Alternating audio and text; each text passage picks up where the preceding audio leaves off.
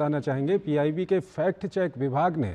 पश्चिम बंगाल की सीएम ममता बनर्जी के दावे को भ्रामक करार दिया है। दरअसल पश्चिम बंगाल की सीएम ममता बनर्जी ने आरोप लगाया है कि नीति आयोग की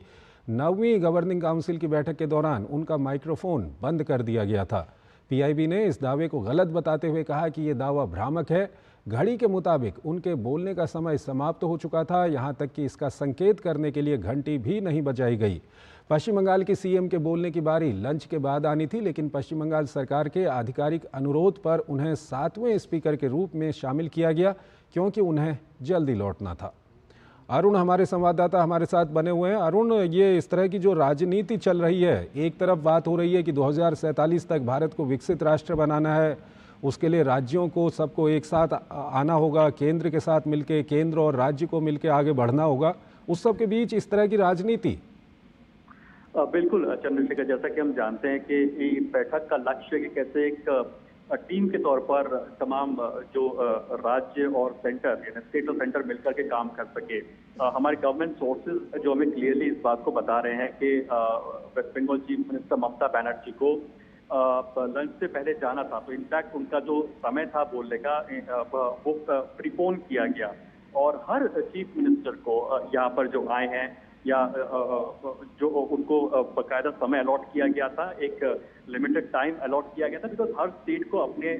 बारे में बोलना था। इस बैठक के अंदर क्या कुछ बेस्ट प्रैक्टिसेस हैं, क्या कुछ होना चाहिए, क्योंकि यहाँ पर मंथन हो रहा है, तो हर स्टेट का रिप्रेजेंटेशन है, तो हर स्टेट को अपने अपने बारे में बोलना, तो इनको अलॉटेड समय दिया गया था। हमारे गवर्नमेंट सोर्सेज हमें बता रहे कि उस लिमिटेड टाइम को भी एक्सीड कर रही थी ममता बनर्जी। उसके बाद में इनफैक्ट उनको ये इंडिकेट किया गया था कि समय खत्म हो रहा है, लेकिन बावजूद उसके उनको समय दिया गया था। लेकिन जिस तरह से उन्होंने बाहर आकर के जब मीडिया से बातचीत की और क्लियरली जो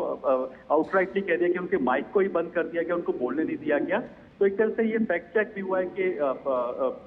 उनको बकायदा जो टाइम अलॉट किया गया था उनको बोलने को दिया भी गया था, अपने पक्ष की बात रखने को भी कही गई थी। तो ये कहना कि जो राजनीति है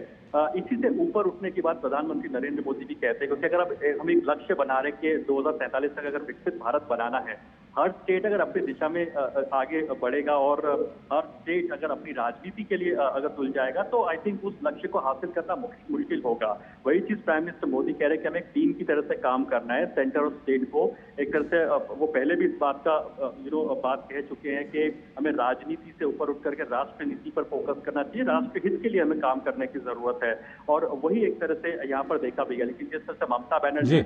ने जो बात रखी उसका फैक्ट चेक भी हुआ, जिस तरह से वो एक भ्रामक खबर को फैला रही है और एक तरह से जो एक रॉन्ग नैरेटिव सेट कर रही है कि बाहर आकर के क्लोज डोर मीटिंग के बाहर आकर के कुछ भी बयान दे दिया जाए, इनफैक्ट जो हुआ ही नहीं था, वो एक तरह से कहीं ना कहीं कोऑपरेटिव फेडरलिज्म की भावना को ठेस पहुंचाता है, हर्ट करता है डेमोक्रेटिक जो सिस्टम्स होते हैं वैल्यूज को, तो वो कहीं ना कहीं काफी गलत जाता है, जिसको फैक्ट चेक भी समय पर पीआईबी ने किया। शुक्रिया अरुण, बहुत बहुत आपका इन तमाम जानकारियों को हमारे दर्शकों तक पहुंचाने के लिए।